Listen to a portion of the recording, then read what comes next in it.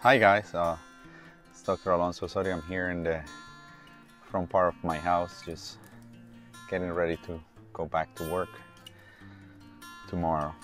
Um, I'm just remarkably blown away by the lack of understanding of what it means to the world and to us, specifically all of the healthcare providers, the term staying home. What I have seen this weekend, it's been a remarkable amount of social gatherings. I have had the need to commute back and forth to work, and I've been remarkably surprised by the significant amount of gatherings that I have seen across town. I just saw also a post on Twitter of a very large congregation getting together, and that's how infection is going to be spreading. I'm going to try to keep it cool and collected, but I'm going to try not to get upset, and I'm going to tell you why. You know, I've been doing this. I've been a doctor for 20 years this year. I think it's 20 years this year, December 21st, and I have seen it all, I think.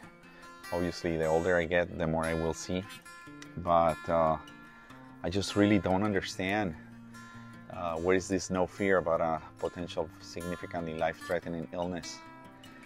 As I said, as a doctor, and specifically as an emergency physician, for those of you that don't know what emergency physicians do, is that we're the front lines of the healthcare in America, and we take care of heart attacks, strokes, trauma, emergent deliveries, and you name it. We do minor surgical procedures, airway support, ventilator management, and we're not afraid of anything. Blood, guns, babies coming abruptly, psychiatric emergencies, violent people, deaths of patients, young ones, older ones, middle-aged ones, overdoses, you name it. And there has been obviously a decrease in the amount of volume of what we usually see in emergencies departments across the nation, and specifically in my practice, we have seen a reduction probably to 0.5% of what we used to see. Obviously, the regulars, you cannot get them out of the emergency department no matter what you do, but it is incredible the thought of selfishness, of being selfish that is going on out there. People think that they're not gonna get sick. People went on a spring break and did their lives. I'm going to tell you what it's been my life for the last 2 weeks.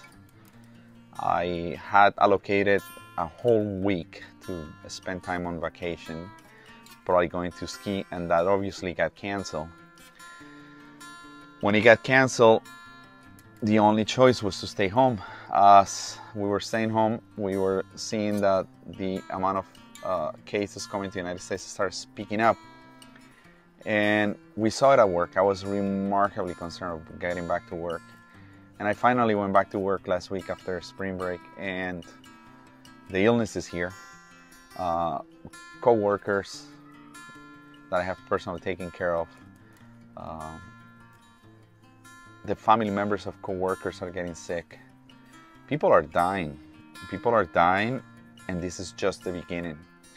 I have seen some predictions of some epidemiological models that say that for us, for Florida, the peak of the illness will be somewhere around May 14.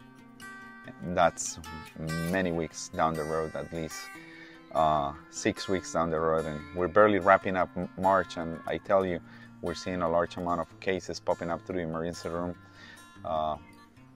and it's the first time in my life that I feel afraid of for me and my family and my wife, my kids, and for my patients. And I don't think the politicians are doing enough to contain people. I don't think they know the implications of this. I understand that they're worried about the economic constraints. I understand that people need to get back to work. I get it.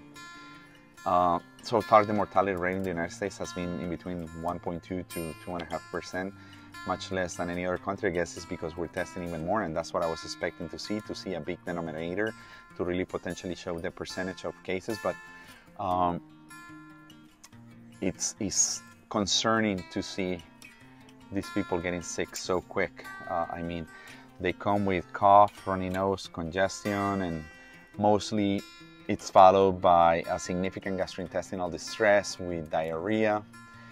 And I've seen the progression, you know, a patient that has the bilateral pneumonia, after the sniffles have come along and they look good, had a very high fevers, chills, bony aches, muscle aches, and then they come with gastrointestinal discomfort, diarrhea mostly, no nausea or vomiting, a little bit of nausea but not really vomiting. And they literally seem to be struggling to breathe. And when I see it by a struggle is they feel that like they're drowning. Some patients are getting hospitalized in the intensive care unit. Most of the young people are doing really well and they're going home and they're getting to recover. But I wish the message that I will convey today for those of you out there, get it from me. I'm in the front lines. It's the first time in my life in 20 years that I'm afraid of going to see patients. I don't care what it comes in the middle of the night. I don't care what comes through the door in an emergency situation. But this disease process, I think we barely understand it. We have some comprehension. I think the United States is more ready technologically to understand the disease process after the Chinese, the Italians, the Spanish have gone through this issue. But I think the worst is about to come.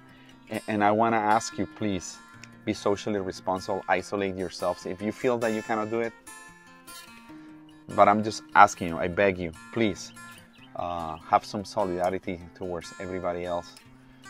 My life definitely has changed. My wife left the house for the first time. I went to a park in which we were just by ourselves, no one was there. It's the first time that she leaves the house in 2 weeks, and she needed it really bad. We actually had to celebrate my son's neighbor, best friend right here across the street. We went and we painted little chalk drawings last night and this morning, literally across the street. We sang happy birthday to our dear friend, my kid's friend, and that's how we're handling life. Come on over, let's get together. I think we healthcare providers need your help. We're there for you, and if you get sick, we're gonna be there for you. But please understand that the system will be getting pushed to the limits. And if you're experiencing symptoms and you feel severely ill, obviously we're there for you, but try not to get infected. Try not to get infected. I've been following extremely crazy protocols to keep my family safe. And please understand, if I'm working on keeping my family safe, why you cannot do it? I come from work, I take my scrubs off at work, I put them in a bag, then when I get here, I go into the parking garage right here behind me, and I unload everything in there. I literally get naked except for my underwear, and I spray myself with a diluted Clorox. That's not good on my skin, but I'm probably going overboard. I splash myself, clean my eyeglasses, my neck chains. I don't bring my watch or my bracelet into the household, and I'm having extreme precautions at work, wearing my N95 and all the supplies of personal protection equipment. Thank God we're doing okay so far. There's some restrictions on the mask, but we have access to them. I just got a donation for 2,160 masks last week, and they're coming up tomorrow. So I get off, and then I walk right here on my underwear through this part of the house. I hit the front door, and then I go here into the guest quarters. I'm blessed that I have the opportunity to go into the guest quarters. I've been literally sleeping by myself. Before I even touch the door handle, I go into a shower, soap and water for 20 minutes, and once I'm ready, I contact my wife, and then we meet outside here and we eat. Here's what we eat, and if I need to see my kids, I need to walk outside through the yard and meet them on the back, but I'm not really allowed. I'm allowed, but I'm trying not to get inside the house to potentially infect them. I'm also, before I even get to see them, I gargle my mouth with mouthwash. I don't know, might be a little bit over the top, but we're doing everything possible. Believe me, if we are worried, why you are not worried? Can you put your hand on your heart and really realize the risk that you're putting yourself and others when you're socially unconscious and selfish?